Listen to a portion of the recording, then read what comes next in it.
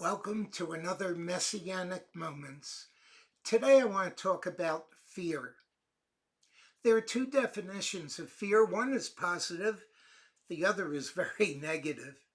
The fear of the Lord is positive. It's the beginning of wisdom according to Proverbs. It isn't quaking in your boots kind of fear. It comes from the Hebrew word yareh, which literally means flowing in the gut. Fear of the Lord is one of the greatest goals of Hebraic life. It means to always be mindful that God sees all, that He is watching, to realize that He wants us to live according to His will and His word, to be reassured of His constant care and discipline when necessary. The emphasis is on a positive, reverential awe of the Lord, which causes us to live with integrity, to trust God, and to be obedient to Him. It's transformative. Worldly fear is an unpleasant feeling of dread or danger. All of us have experienced this type of fear at one time or another. But when fear paralyzes you and affects your ability to move forward, it's time to act. Worldly fear, according to Yeshua, is the opposite of faith. We get to choose which will control our lives. What you feed grows, and what you starve dies. 2,000 years ago, when Yeshua hung on that cross and shed his blood, trust me, he took all the power of the enemy. Satan has no power over us unless we give it to him.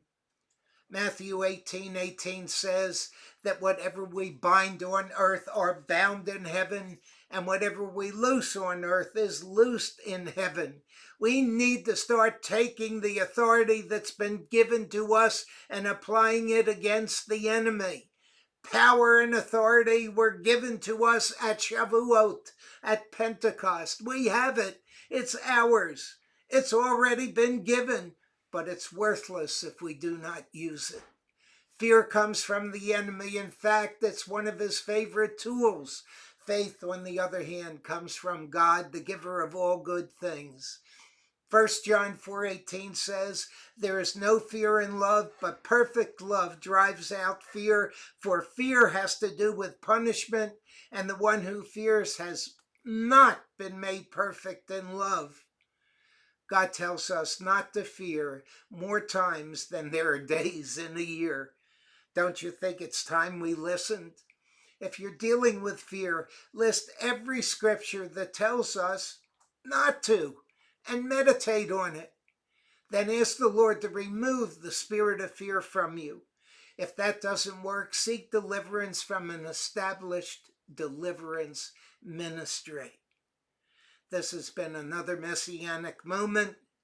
Until next time, God bless you all. Shalom, shalom. And some glad morning I'll take flight to the house of the risen sun.